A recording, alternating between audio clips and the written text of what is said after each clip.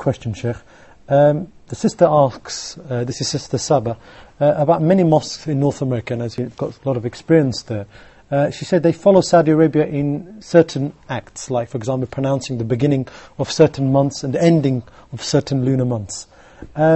She said, do we have to follow Saudi Arabia? Because there's a conflict. Some mosques follow organizations in North America, some follow Saudi. What do we do? I really hope that we have enough time to elaborate in details on this very important issue in order to make it very clear to the common folks to understand the concept of the beginning of fasting and the ending of fasting, especially in the month of Ramadan, and determining both Eids. But let me also fix one thing, that they do not necessarily follow Saudi Arabia. Basically, they follow any Muslim country which announces its fasting first.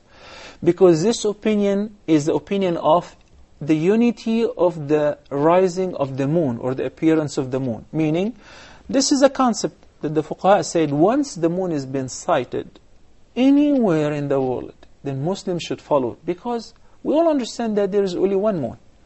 So if the crescent has been sighted anywhere, that means it's already born. Then we should comply with that and we should start fasting. Yet there is another opinion, which is a very valid opinion as well, which they rely on ikhtilaful matala'. That they say every country, every locality, especially those who are geographically far away from each other and are not on the same line of time-wise, that they have the right to depend on their own moon sighting. So they say, for instance, if you are in the Middle East and you've sighted the moon, you follow it. But I don't have to abide by that if I'm living in North America. I agree with that. That's perfectly fine if you adopt this view. But guess what? You need to consider this opinion constantly. Not take it sometimes and abandon it some other times. By the meaning, those who insist on taking the view or the opinion of the differences of the moon citation, that if the moon has been sighted here, that's up to you, you guys follow it, but we're far away from you, we're thousands of miles far away from you. Okay, well, guess what? The North America is not just a simple country, it's a whole continent. So there is sometimes 3 hours time difference between some states and New York or Washington or California. That means that there are thousands of miles, much greater and vast distance than between Saudi Arabia and Egypt and Jordan and Qatar and the entire Middle East. That you travel days between the states. So if you choose the opinion of ikhtilaful matala', then you have to choose it and adopt it all the way. That, okay, every state will be independent on sighting their moon. But to try to impose on others, say, well, we're taking the opinion of ikhtilaful matala' and we have not sighted the moon in North America.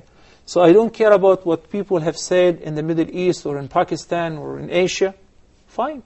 But that should be generalized in every case and every condition. This is one thing.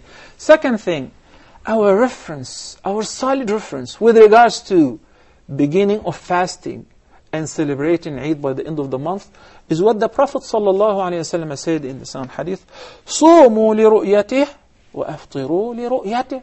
That's our reference. He said, you should begin fasting upon sighting the moon. And you should break your fast and start celebrating Eid upon sighting the moon of the month of Shawwal. Not based on calculation.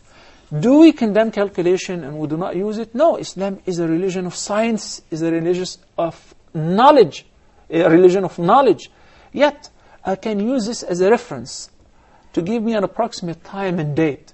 But by the end of the day, sighting the moon is an act of worship. And there is even a supplication to be recited upon sighting the moon. That the Prophet ﷺ used to say, oh Allah, make it a blessed crescent, a blessed hilal, and bring goodness along with it, and so forth. So we should go out, try to sight the moon. We're not able to sight it, then we'll complete the month of Sha'ban, 30 days. Then we'll start fasting afterward. And if we're not able to sight the moon anywhere in the world, we'll follow that technique as well. But to say from the beginning, it is impossible to sight the moon, and according to the calculation, I was told that last time I was I began fasting with the Middle East, and when I traveled to the States, people were divided in the same community. in the same house, some people were fasting and some people were celebrating Eid. I understand and I admit that it is very difficult to unify the Ummah, especially with this regard. But we have to have true leaders who base their opinion on the fiqh, on the proper understanding of the deen, not on desires, not on politics, not on cultural practices. So I said, if you're following this, I'm following this with you. I'm considering the opinion of ikhtilaf al-matali'. But guess what? We've got a phone call that an imam and another person in Pennsylvania were able to see the moon.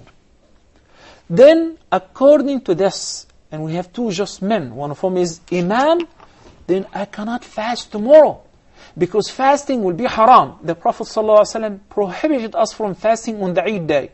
Since I learned that there are two just Muslims were able to see the hilal of Shawwal, the next morning is the Eid. So you said it's impossible. Once it took place, and I was there, that they announced that a year in advance, the beginning of Ramadan is on that day. We said, fine. And, the new Muslims and the converts in the prison, they get the date, and accordingly the officials would inform them what to do, and they would have a special schedule for them. But guess what? The moon was sighted a day before that fixed date. So all Muslims in North America started fasting on that day, except the Muslims in the prison. Because according to the system, you informed us with this date. Why? Because we told them in advance it's impossible to sight the moon on that date. I wish we can combine between the fiqh, the deen, the solid references and the authentic proofs, and the science and knowledge. We utilize both of them. We have Muslim scholars in NASA. We have Muslim astronomers. They can tell us approximately whether it's possible to see it or not. But by the end of the day, what would really determine is sighting the moon, sighting the moon or not. Jazakallah khair, Sheikh.